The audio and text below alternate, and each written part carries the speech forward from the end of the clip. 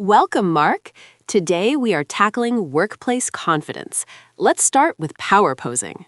Hello, Emma. Scientific research suggests that physical posture directly impacts our internal state. So, standing like a superhero before a big meeting actually helps? Precisely, Emma. Hands on hips and feet apart can lower cortisol and boost testosterone. I find myself saying and far too often when I am nervous. That is common, Emma. Fillers are often placeholders used while our brains search for the next word. Is there a trick to stopping it, or do we just need to be silent? Embracing the silence is key. A pause sounds thoughtful, whereas a filler word sounds uncertain. Mark, how can I structure my thoughts quickly during a surprise question? Use the PREP method. Point, reason, example, and then restate your point. So I state my main idea first, then back it up with a specific why? Exactly. It provides a logical framework that keeps you from rambling during high-pressure moments. Eye contact is so tricky. I never know exactly where to look when I speak. Try to hold eye contact for 3 to 5 seconds per person in the room. That sounds like a long time. Won't it feel a bit intense for the listener? Not if you rotate your gaze naturally. It signals honesty and directness to your audience. I sometimes sound a bit monotone when I am reading important data from slides.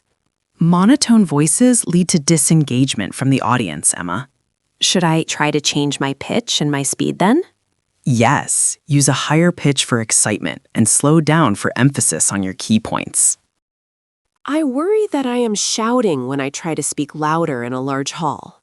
Projecting is not shouting. It is about breathing deeply from your diaphragm. So I should focus on my breath coming from my stomach area rather than my chest? Correct. Deep breathing provides the power needed for your voice to carry clearly to the back. I often say, I think maybe, instead of just stating my actual opinion. Phrases like, I think, or in my opinion, can undermine your authority. What should I say instead to sound more certain about my work? Switch to assertive statements like, I am confident that, or the data shows. I get so scared when someone asks a question I do not know the answer to. Never make up an answer on the spot, Emma. It is better to be transparent.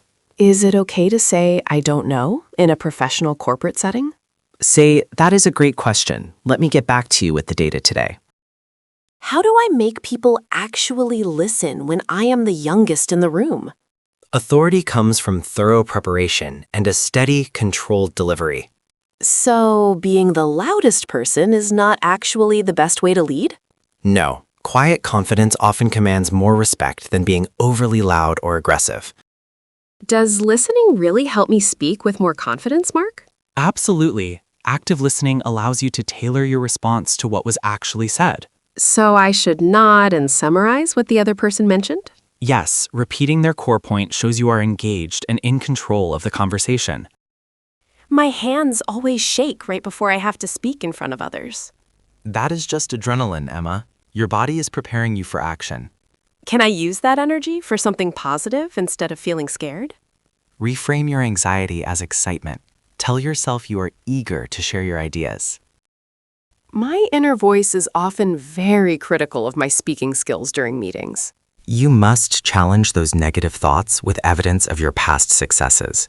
I should probably focus on what I did well instead of my tiny mistakes. Precisely. Positive self-talk builds the internal foundation for your external confidence. I have a habit of talking too much because I want to be very thorough. Less is often more in business. Aim for the most impact with the fewest words. How do I know when I have finally said enough to be understood? Watch for physical cues like nodding or when your main point has been delivered clearly. Leading a meeting feels like a huge responsibility, and I get nervous. Start with a clear agenda and keep the discussion focused on the track. Should I interrupt people if they start to go off topic? Do it politely. Say, that is a good point. Let's discuss it after we finish this. Does my outfit also play a role in how confident I feel when speaking? Clothing that makes you feel professional can boost your overall self-perception. I always feel more ready when I wear my favorite green blazer to work. External factors support your internal confidence, creating a positive feedback loop. We have covered so much, from posture to the structured prep method. Remember that confidence is a skill that improves with constant daily practice. It is all about how our internal mindset reflects in our external speech. Consistency is key. Apply these techniques daily to see the best results over time. Mark, I am terrified. The CEO is in the room and my voice is trembling. Take a deep breath, Emma. Lower your pitch and focus on your projection. Okay, I will try to stand tall and use my diaphragm like we discussed. Good. Speak slowly and let your expertise shine through the initial nerves. Everyone is talking over each other. I cannot get a single word in. Watch me, Emma. Excuse me, I would like to add a point to that last statement. Wow, you were so firm, but you did not sound rude at all, Mark. Timing and a steady volume are essential when you need to interject in a meeting. My manager asked what I achieved this year. I don't want to sound arrogant. Focus on the facts. Say, I successfully led the project which increased revenue. That sounds much better than simply saying, I am the best employee. Indeed, using data to back your claims shows confidence without sounding arrogant.